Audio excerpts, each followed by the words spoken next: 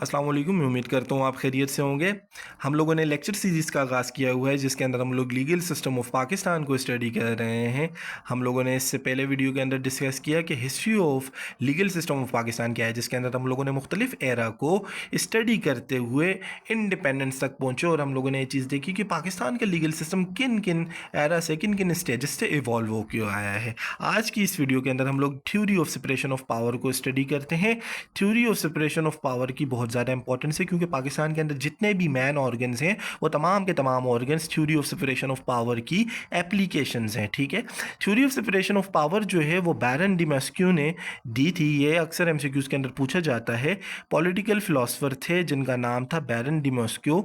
उन्होंने separation of power का concept दिया था। ठीक है, एंशियंट ग्रीस के अंदर और रोमन के अंदर इस थ्योरी को गवर्नेंस के लिए बहुत ही ज़्यादा एक्सेप्टेंस हासिल थी। ठीक है, क्योंकि उस टाइम पर इस थ्योरी को एज अ कॉन्स्टिट्यूशन भी कंसिडर किया जाता था, एज अ मेन डॉक्यूमेंट भी कंसिडर किया जाता था, जो कि उस एरा के लिए उस एरा के ऊपर अप्लाई होता था। अब इस थ्योरी के कॉन्सेप्ट के मुताबिक आपके पास किसी भी स्टेट के अंदर 3 ब्रांचेस होती हैं। ठीक है, एक ब्रांच आपके पास होती है एग्जेक्टिव, एक ब्रांच आपके पास होती है लेजिस्लेचर, एक ब्रांच आपके पास होती है जुडिशरी। ठीक है, अब आपके पास लेजिस्लेचर क्या होती है? लेजिस्लेचर वो ब्रांच होती है जो कि कानून को बनाती है। एग्जेक्टिव वो ब्रांच होती है जो कि कानून को नाफिज करवाती है, लागू करवाती है, इन्फोर्स करवाती है।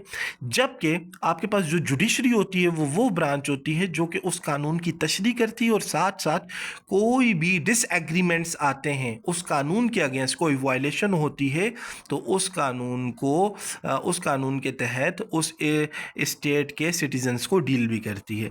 तो कहता है कि सेपरेशन ऑफ पावर का कॉन्सेप्ट ये है कि ये जो 3 की 3 ब्रांचेस हैं ये सेपरेट हैं, ये इंडिपेंडेंट हैं, ये इंडिपेंडेंटली अपनी पावर को एक्सरसाइज करती हैं और अपने अपने एरिया के अंदर रहते हुए अपनी रिस्पॉन्सिबिलिटीज़ को परफॉर्म करती हैं।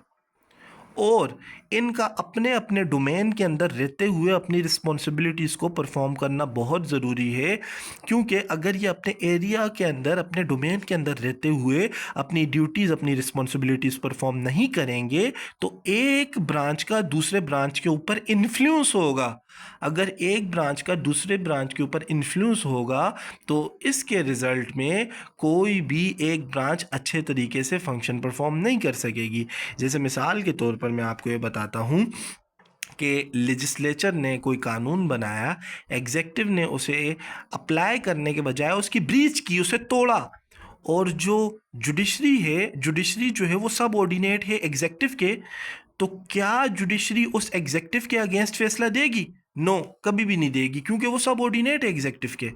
तो इसी वजह से ये बताया गया इस थ्योरी के अंदर कि ये जो इदारे हैं, 3 ब्रांचेस हैं, इन तीनों ब्रांचेस को सेपरेटली अपने अपने डोमेन के अंदर वर्क करना चाहिए ताकि एक स्ट्रीमलाइन, एक फ्लो ऑफ जस्टिस जो है मेंटेन किया जाए स्टेट के अंदर। जो लेजिस्लेचर है वो कानून बनाए पब्लिक इंटरेस्ट के लिए, जो एग्जेक्टिव है वो ये अथॉरिटी ना रखे कि वो कानून बना सके, वो सिर्फ और सिर्फ इन्फोर्स करवाए फॉर पब्लिक इंटरेस्ट।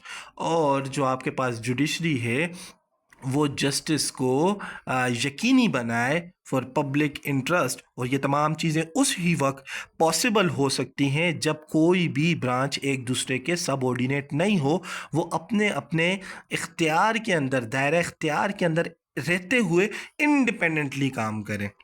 ठीक है, तो इस कॉन्सेप्ट को पाकिस्तान के आइन के अंदर भी मर्ज किया गया और इसके तहत ही पाकिस्तान के आइन के अंदर भी एग्जेक्टिव ब्रांच, लेजिस्लेचर ब्रांच और जुडिशरी ब्रांच को इंट्रोड्यूस करवाया गया। इसके अंदर हम आगे जाके मज़ीद स्टडी करते हैं कि एग्जेक्टिव के अंदर कौन कौन आता है, लेजिस्लेचर के अंदर कौन कौन आता है और जुडिशरी की हायरार्की हमारे पास कौन सी एग्जिस्ट करती है।